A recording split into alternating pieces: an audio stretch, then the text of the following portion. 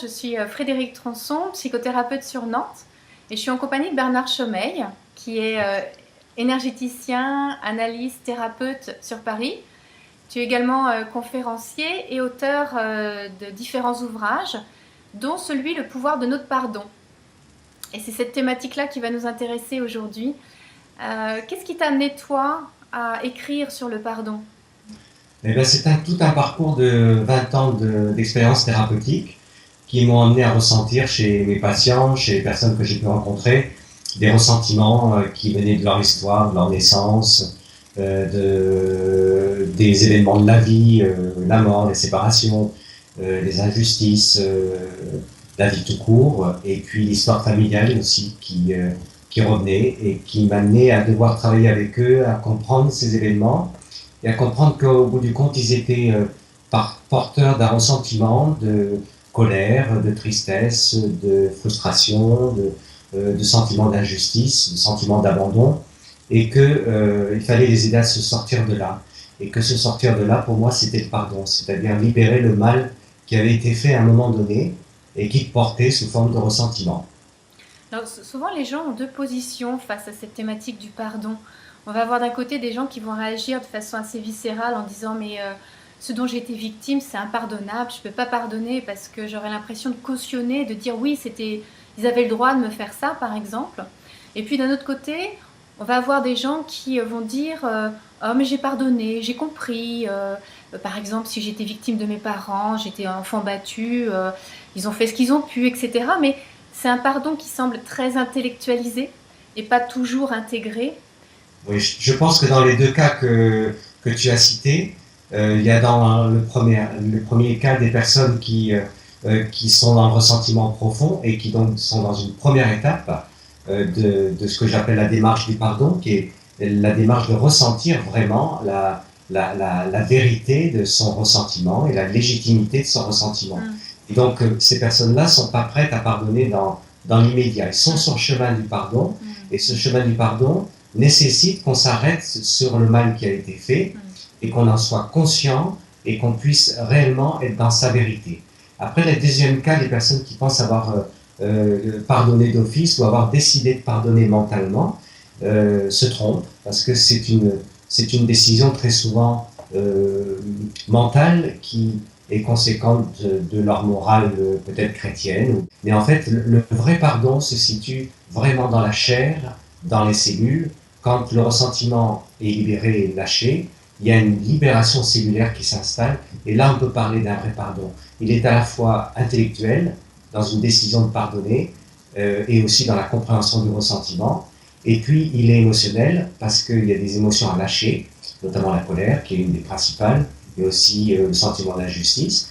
Et puis après, il y a un travail personnel de libération dans les cellules, qui permet à son corps de lâcher vraiment la mémoire du ressentiment et de pouvoir penser par exemple à un mal sans avoir à quelque chose qui s'est mal passé, qui nous a provoqué une douleur, sans avoir mal. Alors que souvent on dit « je n'y penserai plus, j'oublie ». Je pense qu'on n'oublie jamais les choses qui ont été faites. Il faut simplement arriver à pouvoir y penser sans avoir mal. Et là, on peut dire qu'on a pardonné. Quelle différence ça crée en fait en soi quand on a accès au vrai pardon ? Quelle différence ça génère dans sa vie ?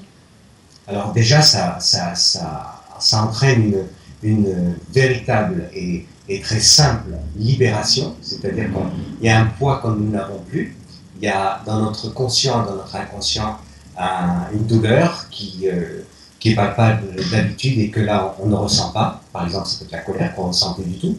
Ça peut être une forme de tristesse ou de dégoût par rapport à des événements. Par exemple, quelqu'un qui a été violenté sexuellement ne peut pas regarder des films qui traitent de ce sujet, ne peut pas entendre des conversations qui traitent de ce sujet sans avoir son propre ressentiment qui s'éveille.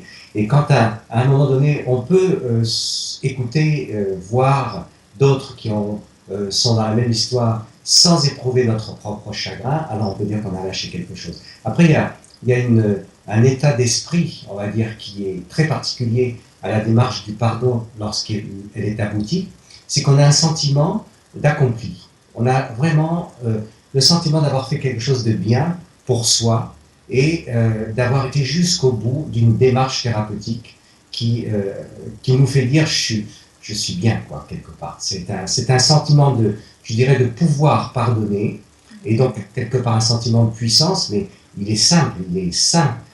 C'est pas un ego démesuré, c'est vraiment le sentiment d'avoir accompli quelque chose et qui est formidable et qui, à mon avis, fait toujours partie des démarches thérapeutiques quand on réussit à se guérir de quelque chose, d'une maladie, d'une émotion, d'un état d'esprit, d'une situation. Alors on doit pouvoir se dire, ça y est, je peux tourner la page, je suis bon, quoi. Voilà, j'ai réussi, hein, quelque part.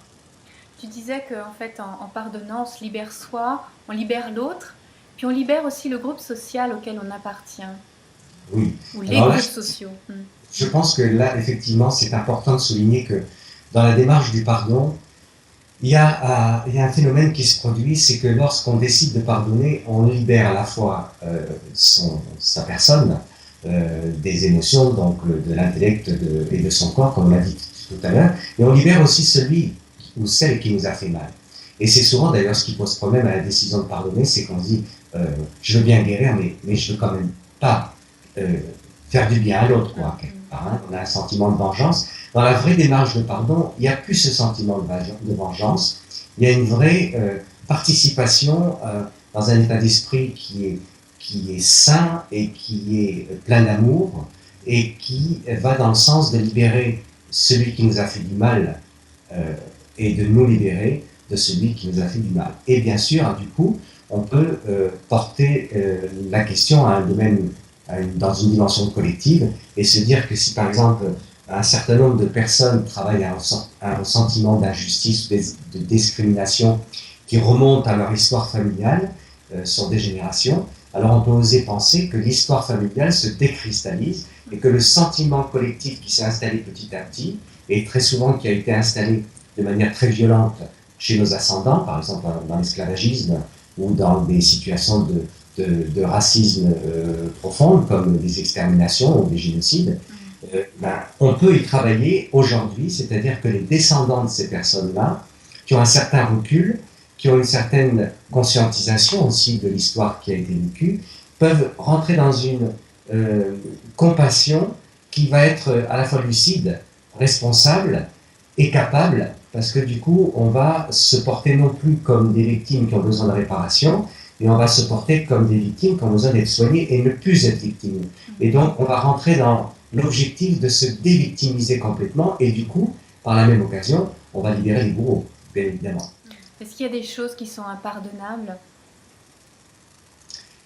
Je pense qu'il y a des choses qui sont impardonnables en fonction du temps et en fonction de la proximité. Et que c'est vrai qu'il y a des situations qu'on ne peut pas comprendre comme étant pardonnables. Par exemple, une perte violente, la perte d'un enfant qui fait partie des grandes douleurs du pardon, une violence sur son corps, un viol, etc. Dans l'immédiat de la violence et du choc vécu, je pense qu'on peut partager avec compassion l'idée que c'est impardonnable. Et après, on a une question clé à se poser, c'est si c'est impardonnable, ça sous-entend qu'on reste bloqué dans un ressentiment. Alors, moi je suis optimiste et thérapeute dans l'âme profondément, et donc il va y avoir un moment donné le besoin de proposer à la personne délicatement l'audace de se sortir de ce qui la bloque, et là effectivement de dire écoutez, je comprends que vous puissiez penser, que vous ayez pu penser pendant longtemps que c'était impardonnable, mais si vous voulez vous en sortir, si vous voulez libérer l'autre aussi, si vous voulez libérer la famille, vos descendants qui peuvent porter la mémoire de la violence que vous avez vécue, et parce qu'on sait aujourd'hui que ça se transmet, alors il faut aborder la chose, il faut la voir, il faut la ressentir, il faut la décider autrement, et il faut du coup vous positionner autrement par rapport à ça. Donc tu vas venir animer un stage très prochainement, donc sur la thématique de rendez-vous capable de pardonner. Oui, je pense que l'idée c'est vraiment de libérer cette pensée du pardon religieuse qui a souvent été considérée comme un acte charitable, un acte d'abnégation, et de la remplacer par l'idée que pardonner, c'est se faire du bien. et c'est se libérer d'un mal, c'est libérer l'autre de ce mal qu'il a provoqué, et c'est libérer la terre aussi d'un ressentiment qui est généré par une ou plusieurs personnes. À qui s'adresse ce stage, pour À finir? tout. Ça s'adresse à la personne adolescente ou adulte, quelle que soit la maturité de la personne, qui ait une expérience spirituelle ou qui n'en ait pas, et qui ait conscience ou pas d'un ressentiment, mais qui ait besoin, qui sente profondément qu'elle ait besoin de débloquer quelque chose, de se libérer, de libérer des freins, ou que, bon, je pense qu'on a suffisamment travaillé sur nous, tout le monde, tous les gens que je peux rencontrer, il y en a beaucoup, beaucoup, par des thérapies différentes, simplement des maladies, même si on n'est pas rentré dans des thérapies particulières, on a été malade, il y a une maladie à pardonner, hein, il y a un temps à pardonner, il y a de la douleur, de l'incompréhension, de l'injustice, tout ça c'est à pardonner. Donc, je dirais ça s'adresse à tout le monde, quel que soit son niveau spirituel, et l'idée c'est que chacun arrive avec son histoire et que dans son histoire on puisse ressentir des choses qui ne nous plaisent pas, qu'on a envie de lâcher. Et l'atelier est mené de telle sorte qu'on a des espaces de personnalisation où on peut vraiment retrouver sa propre blessure, et puis des espaces de partage et des espaces de méditation où on peut vraiment collaborer avec les autres. Voilà. Donc, je pense que c'est une démarche intime qui peut rester intime et personnelle, et que ça s'adresse vraiment à tout le monde qui veut se faire du bien. Ok. Bon, ben, au plaisir de vivre cette expérience, de la partager avec toi très prochainement, fin mars, le vendredi 29 mars, donc à Nantes. Merci. À très bientôt, Bernard. À bientôt. Au revoir. Au revoir.